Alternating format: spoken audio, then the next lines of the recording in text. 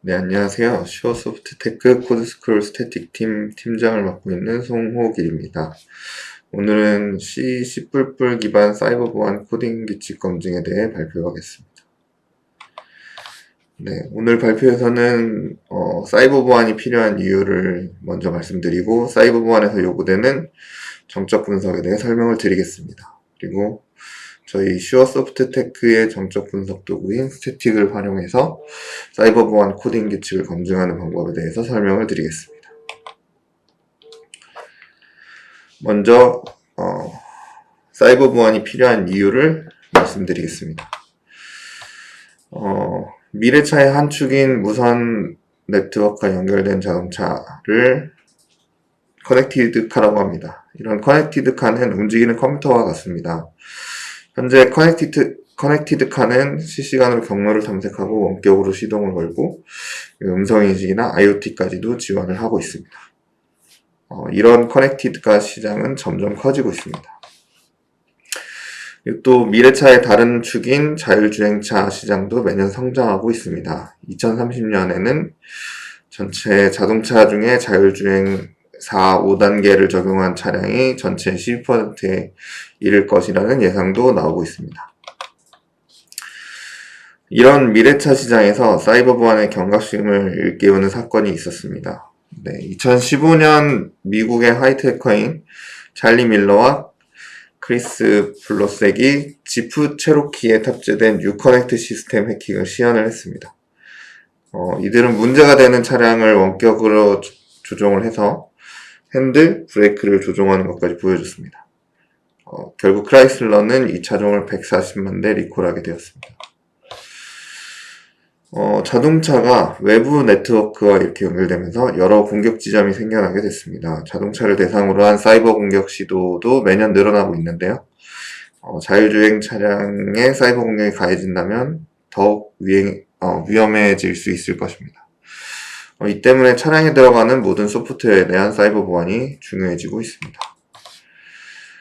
그리고 또 한 가지를 말씀드리면 사물 인터넷은 앞서 말씀드렸던 그런 차량들 뿐만 아니라 각종 사물의 센서와 통신 기능을 대장하여 인터넷과 연결하는 기술을 말하는데요.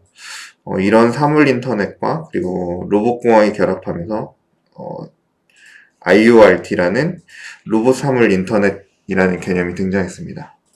대표적인 예로는 아마존의 물류센터가 있겠습니다.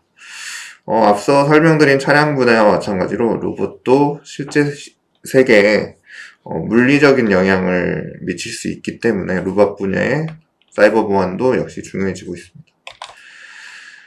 그러면 이런 사이버 보안 위협이 커지면서 이를 방지하기 위해서 어떤 대응 그리고 어떤 규제가 생겨나게 되었는지 말씀을 드리도록 하겠습니다. 그리고 이런 규제에서 어떤 정적 검증을 요구하는지도 설명드리겠습니다. 유엔에서는 유럽경제위원회 차량 규정의 국제적 조화를 위해 세계 포럼을 열어서 새로운 법규를 채택했습니다. 이를 UNEC라고 하는데요. UNEC 법규에서는 자동차 산업에서 법적 구속력이 있는 최초의 국제표준으로 제정이 되었고 차량의 IT 보안하고 그리고 소프트웨어 업데이트에 대한 요구사항을 명시했습니다. 각 항목에서는 차량의 사이버 위험을 관리하고 그리고 밸류 체인에 따른 위험 완화 설계를 통해서 차량 보안을 확보하고 차량 전체에 대한 침입 탐지나 보호를 구축해야 하고 안전한 소프트웨어 업데이트 제공을 하고 무선 업데이트에 대한 법적 근거를 마련해야 된다고 명시하고 있습니다. 이런 UNEC 법규에서 사이버 보안에 대한 세부 활동으로 ISO SAE 그 다음에 21434 표준을 참고할 것을 권장하고 있는데요.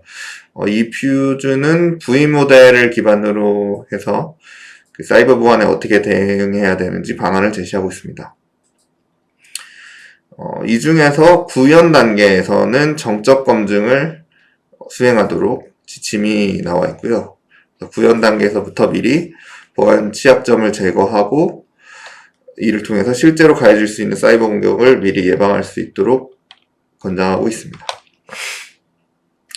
네, 이 문서를 좀 더 살펴보면 여기서 사이버 보안 코딩 관련 지침의 10장에서는 프로덕트 디벨롭먼트에 대해서 업계 표준이나 모범 사례가 되는 도구 활용을 제한하고 있습니다.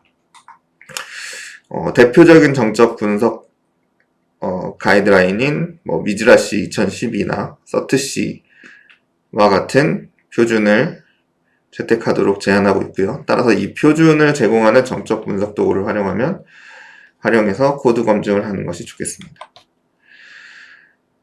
그리고 이거는 며칠 전에 나온 기사인데요. 자동차 분야에서처럼 IoT 분야에서도 사이버 보안 강화를 위한 표준화가 진행되고 있습니다. 그래서 8월 24일부터 9월 2일 사이에 스위스 제네바에서 개최된 ITUT 표준화 회의에서 우리나라의 키사가 제안한 사물 인터넷 보안 시험 인증 기준 국제 표준안이 채택되었습니다. IoT에 대한 보안 기준이 이렇게 채택되고 있다는 것은 앞서 설명드린 IoRT, 그러니까 로봇 사물 인터넷과 같은 분야에서도 곧 국제 표준안이 채택되고 사이버 보안에 대한 표준안이 마련될 것이라는 것을 시사해 줍니다. 그러면 이런 사이버 보안 규제 그리고 위협에 대응하기 위해서 정적 분석 도구를 활용해서 사이버 보안 코딩 규칙을 검증할 수 있을 텐데요.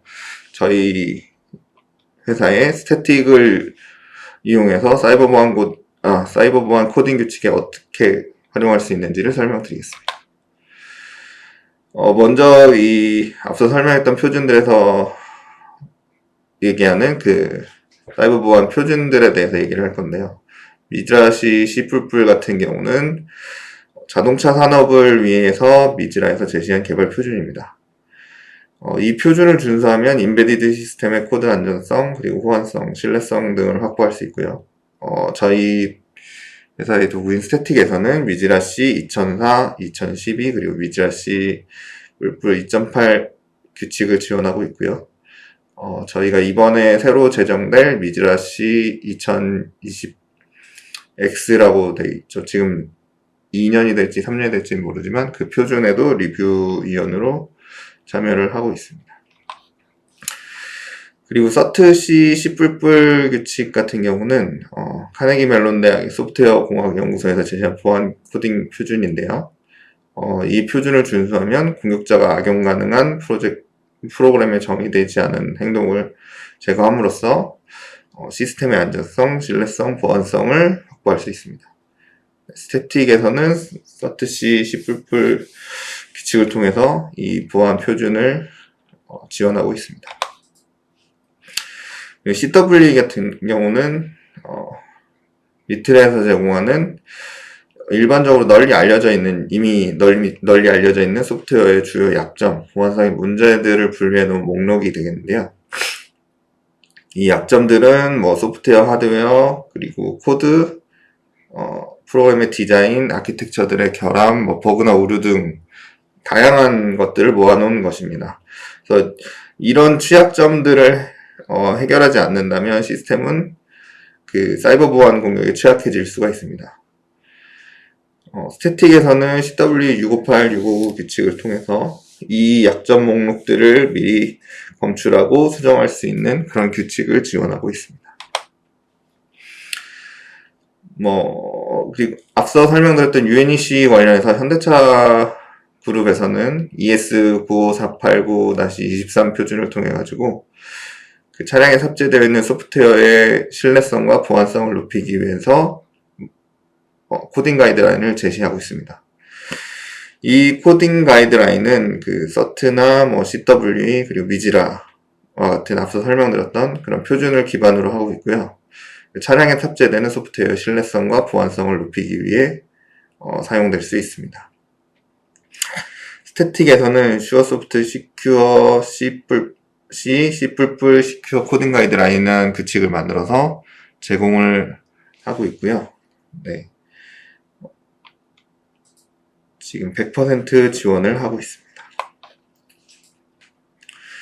네, 스태틱에서는 이 외에도 다양한 규칙들을 제공하고 있는데요. 앞서 설명드린 것 외에도 키사의 소프트웨어 개발 보안 가이드라인 같은 그런 보안 규칙들을 통해서 사이버 보안 코딩 검증에 사용할 수가 있습니다. 그러면 어떻게 스태틱을 통해서 사이버 보안 결함을 확인하고 수정할 수 있는지 예제를 통해서 설명을 드리겠습니다.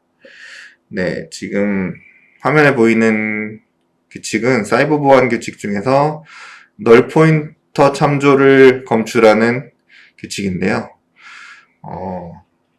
널 포인터를 역참조하게 되면 프로그램이 의도하지 않은 행동을 하거나 혹은 갑자기 종료가 되거나 예외를 발생할 수가 있습니다. 악의적인 공격자는 이런 취약점을 이용해서 프로그램을 비정상적으로 종료시켜버리거나 예외를 발생시켜서 다른 취약점을 유발하는 식으로 공격할 수 있습니다. 네, 스태틱에서 검출한 정보를 좀 더 자세히 살펴보면서 어떤 식으로 이 결함을 보여주는지 설명을 드리겠습니다. 32번째 줄에 보면은